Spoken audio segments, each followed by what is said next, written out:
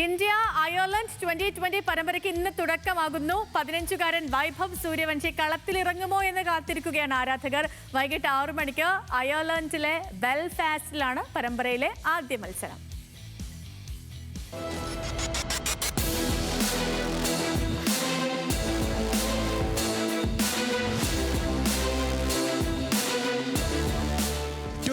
ലോകകപ്പ് കിരീട നേട്ടത്തിന് ശേഷം അടിമുടി മാറ്റത്തോടെയാണ് ഇന്ത്യ അയർലൻഡിനെതിരെ കളത്തിലിറങ്ങുന്നത്.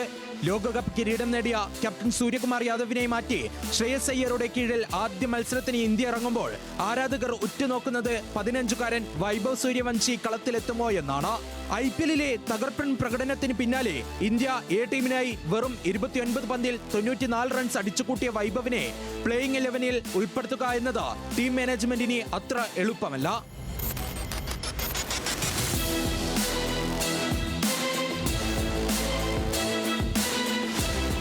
വൈഭവ് സൂര്യവംശിയെ ഓപ്പണർ മാത്രമായി ടീമിലെടുത്താൽ ഇന്ത്യയുടെ ബാറ്റിംഗ് ഓർഡറിൽ വൻ അഴിച്ചുപണിയാകും വേണ്ടിവരിക.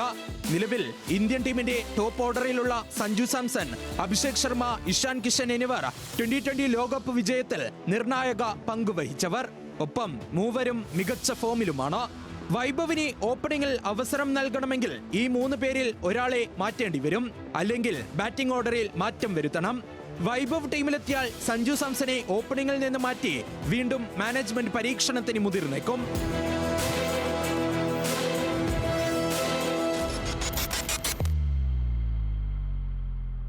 എന്നാൽ സഞ്ജുവിനെ മിഡിൽ ഓർഡറിലേക്ക് മാറ്റിയാലും ടീം കോമ്പിനേഷൻ എളുപ്പമാകില്ല. കാരണം മധ്യനിരയിൽ ഇതിനകം തന്നെ ക്യാപ്റ്റൻ ശ്രേയസ് അയ്യരും തിലക് വർമ്മയും തങ്ങളുടെ സ്ഥാനങ്ങൾ ഉറപ്പിച്ചു കഴിഞ്ഞു. 6-ാം നമ്പറിലാകട്ടെ ഒരു ഓൾറൗണ്ടറെ കളിപ്പിക്കാനാണ് ഗംഭീർ താൽപര്യപ്പെടുന്നത്. നിലവിൽ ഇന്ത്യൻ ബൗളിംഗ് നിര അല്പം ദുർബലമായതിനാൽ ബാറ്റിംഗ് ശക്തിപ്പെടുത്താൻ വേണ്ടി മാത്രം ഒരു മാറ്റത്തിന് മാനേജ്മെന്റ് തയ്യാറാകുമോ എന്നത് കാത്തിരുന്ന് കാണേണ്ടി വരും.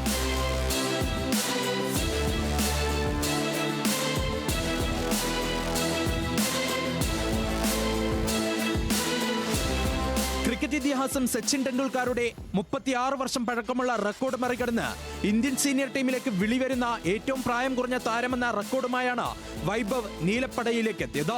കളിച്ച ടൂർണമെന്റുകളിലെല്ലാം റെക്കോർഡുകൾ വാരിക്കൂട്ടിയ സൂര്യവംശി അന്താരാഷ്ട്ര ക്രിക്കറ്റിലും റെക്കോർഡുകൾ കടപുഴക്കുമോ എന്ന് കാത്തിരുന്നു കാണാം. Sports desk, news Malayalam.